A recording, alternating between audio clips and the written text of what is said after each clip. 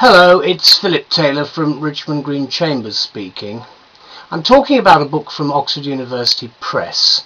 It's a book by Paul McGrath called Commercial Fraud in Civil Practice. This is the book here. It's quite heavy.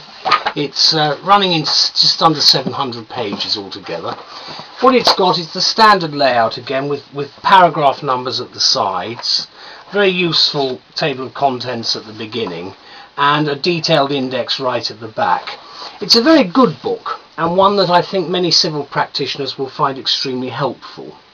I've given it the title on the internet of The Fascination of Commercial Fraud Litigation. Here's a copy of the Flickr review, and it's on all the main internet sites. What I've said is this. I've said that when you're looking at this book, you consider what Essex Court Chambers barrister Paul McGrath's aim was. It's to tell us about how we deal with commercial fraud within our civil practice, and in this case he excels brilliantly with it. It's a good practitioner's work which does a sterling job in my view of enhancing and elucidating what is an exceedingly complex and tangled area of law. As McGrath points out, commercial fraud is big business, and it's only getting bigger, cleverer and more complex, obviously, as society develops.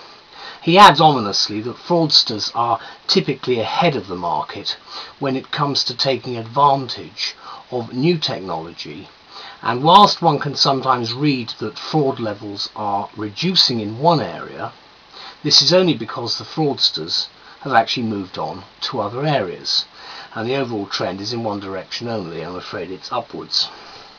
Initially referring briefly to the days when restitution as the remedy was on everybody's minds, Paul McGrath affirms that fraud comes in all shapes and sizes, from frauds on a global scale such as Enron and WorldCom, to lesser but still distressing fraudulent activity such as phishing attacks or identity thefts, obviously about reputation and so on, particularly in the contemporary area of the credit crunch.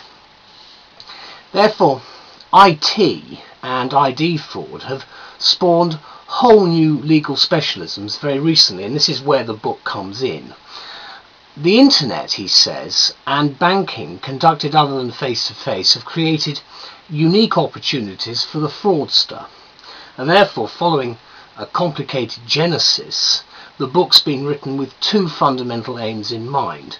The first one is to bring together a range of incredibly diverse material from a multiplicity of sources into one volume. This rather heavy volume, I grant you, but it's in one volume, which is good, for ease of access, and secondly, to consolidate in the one volume, quote, many of the areas, he says, in which a commercial fraud litigator might be asked to litigate. And obviously a lot of my colleagues are now involved in this area, which has grown a bit, and I actually did this when I was doing pupillage some 20 odd years ago. For a complex subject then, such as this, the book is a monument in my view of clarity in its coverage and logical examination of the diverse areas and issues relating to fraud.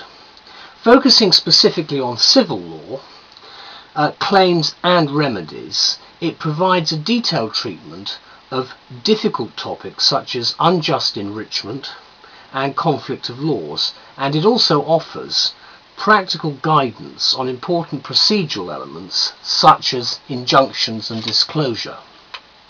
There are 24 chapters altogether. They're split into 8 parts.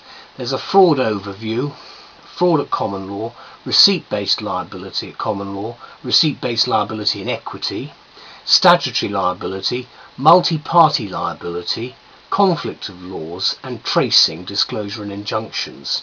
There are 2 excellent appendices at the back for precedents concerning both freezing injunctions and search orders, as we now call them. You know, remember them as Moravers and Anton Pillars.